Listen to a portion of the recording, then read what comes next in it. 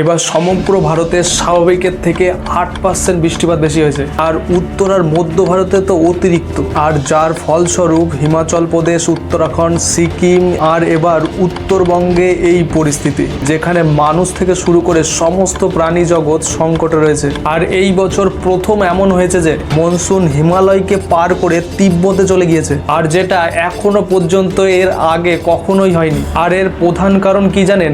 Global warming. এবার monsoon ভারতে কিছুটা আগেও এসেছে। সাধারণত মনসুন যখন হিমালয়ে ধাক্কা খায় তখন উত্তর আর মধ্য ভারতেই বেশি বৃষ্টিপাত হয়, কিন্তু গ্লোবাল ওয়ার্মিং এর জন্য তাপমাত্রা বাড়ছে, ফলে পশ্চিমী ঝঞ্ঝা, যেটা ভূমধ্যসাগর থেকে কাস্পিয়ান সাগর হয়ে ভারতে পৌঁছায়, এই উইন্ড শীতকালে ভারতে আসার কথা, কিন্তু তা গরমে এসেছে, ফলে গরম হাওয়াও নিয়ে এসেছে। এবছর পশ্চিমী ঝঞ্ঝা বাতাসটি লেট এসেছে, কিন্তু মনসুন তাড়াতাড়ি চলে এসেছে, ফলে দুটো মিক্স আপ হয়ে গেছে। আর এই গরম বাতাস উপরের দিকে ওঠে এবং ফলে মনসুনের যে মেঘ তৈরি হয় সেটাও উপরের দিকে উঠিয়ে দিয়েছে, ফলে এমন এমন জায়গায় বৃষ্টি হচ্ছে যা এর আগে কখনো হয়নি। এই মেঘ এত উপরে উঠে গিয়েছে যে হিমালয়কে পার করে তিব্বতে চলে গেছে, যেটা এর আগে কখনোই দেখা যায়নি। আর এই দুটি উইন্ড মিলিত হওয়ার ফলে জলীয় বাষ্প বৃদ্ধি পেয়েছে, ফলে বৃষ্টির পরিমাণও বাড়ছে। আর এরকম যদি হতে থাকে তা খুবই ভয়াবহ, আর যেরকম দেখছেন তা প্রতি বছরও হতে পারে। তবে আমরা প্রার্থনা করি উত্তরবঙ্গ আবার তাড়াতাড়ি স্বাভাবিক অবস্থায় ফিরে আসুক।